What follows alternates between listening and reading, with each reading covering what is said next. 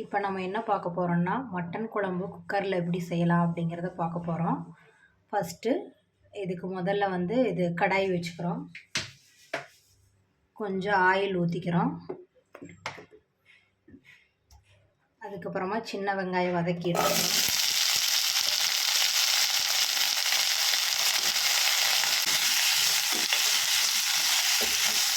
நல்லா வதக்கி எடுத்துக்கணும்.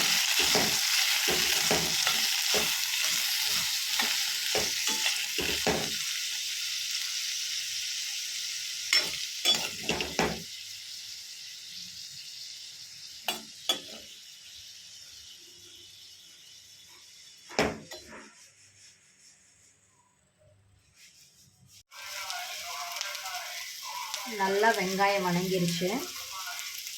இப்போ மல்லி பவுட்ரு கொஞ்சம் சேர்த்திக்கிறோம்.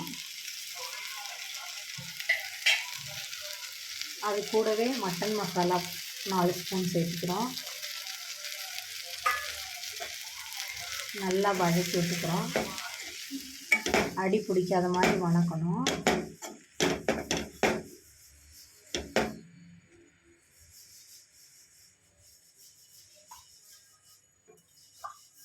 லைட்டாக நீர் விட்டுக்கிறோம்.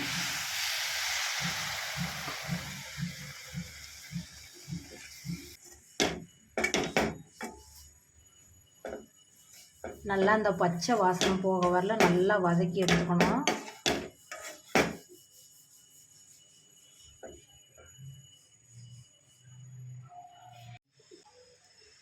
நல்லா வதங்கிருச்சு. ஜாரில் போட்டு அரைச்சி எடுத்துக்கலாம். குக்கரில் இப்போ எப்படி தாளிக்கிறதுன்னு பார்க்கலாம். கொஞ்சமாக எண்ணெய் விட்டுக்கணுங்க.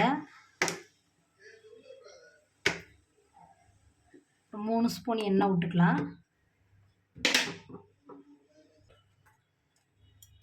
2-3 கடுகு போட்டுக்கலாம். நிறைய போடக்கூடாது.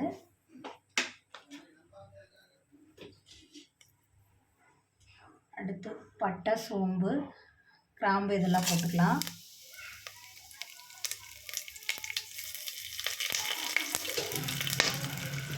நல்லா பொரிஞ்சதுக்கப்புறம் கொஞ்சமாக வெங்காயம் போட்டுக்கலாம்.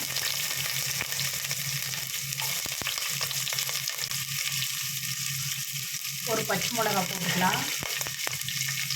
உங்கள் காரத்துக்கு தகுந்த மாதிரி. கருவேப்பிலை போட்டுக்கலாம். நல்லா வதக்கி விட்டுக்கலாம்.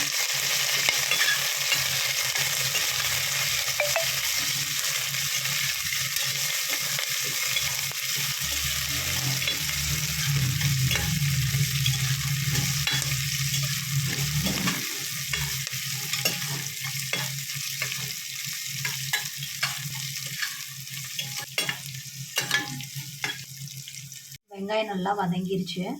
ஒரு தக்காளி, மீடியம் சைஸ் தக்காளி போட்டுக்கலாம்.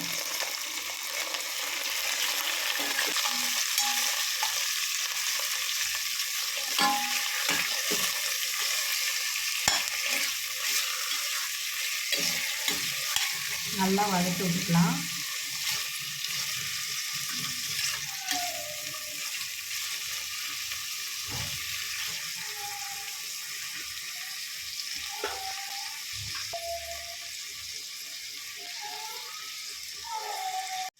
ஒரு ஸ்பூன் இஞ்சி பூண்டு பேஸ்ட் சேர்த்துக்கலாம்.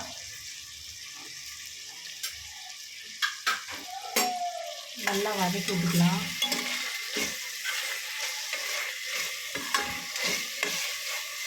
இந்த பச்சை வாசனை போக வரல நல்லா வதக்கி விட்டுக்கணும்.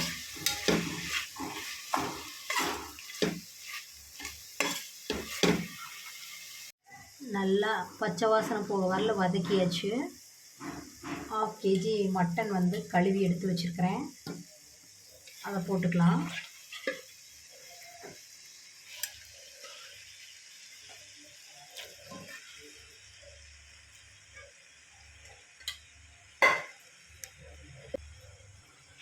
கொஞ்சமாக மஞ்சத்தூள் போட்டுக்கலாம். நல்லா வதக்கி விட்டுக்கலாம். அடிப்பிடிப்பு அது மாதிரி கலரணும்.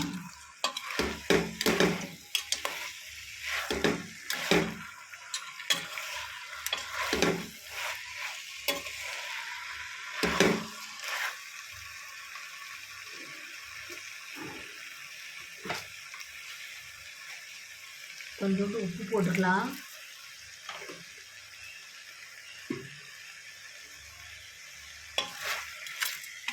கிளறி விட்டுக்கலாம். நல்லா வதங்கிருச்சு. சாம்பார் பொடி, வீட்டு சாம்பார் பொடி கொஞ்சம் சேர்த்திக்கலாம். கொஞ்சமாக சேர்த்திக்கணும். நல்லா கிளறி விட்டுக்கணும். பச்சை வாசனை போக வர நல்லா கிளறி விட்டுக்கணும்.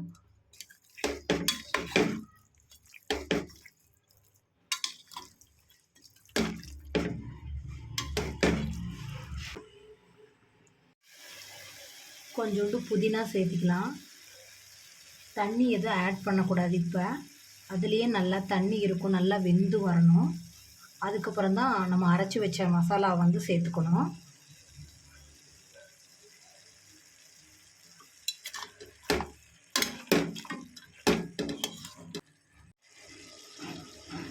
நல்லா கறி உருண்டு வந்துருச்சு. இந்த ஸ்டேஜில் வந்து நம்ம வந்து அரைச்சி வச்ச மசாலாவை நம்ம வந்து ஆட் பண்ணிக்கிறோம்.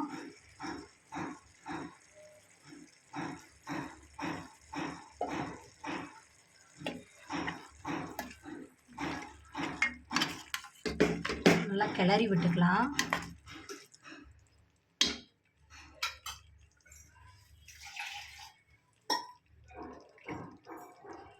உங்களுக்கு தேவையான அளவு தண்ணி ஊற்றிக்கலாம்.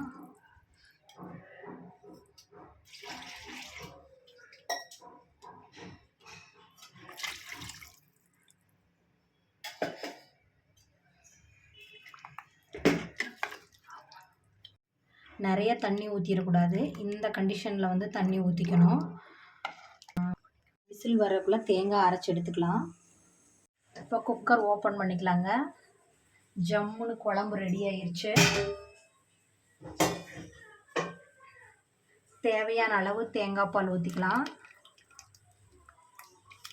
இது ஆப்ஷனல் தான். தேவைன்னா ஊற்றிக்கலாம், இல்லைன்னா வேண்டாம்.